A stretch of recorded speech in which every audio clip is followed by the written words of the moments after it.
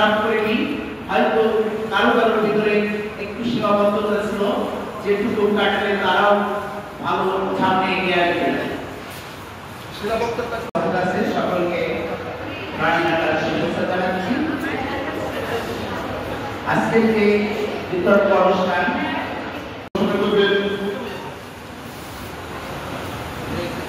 আমাদের যে প্রতিষ্ঠান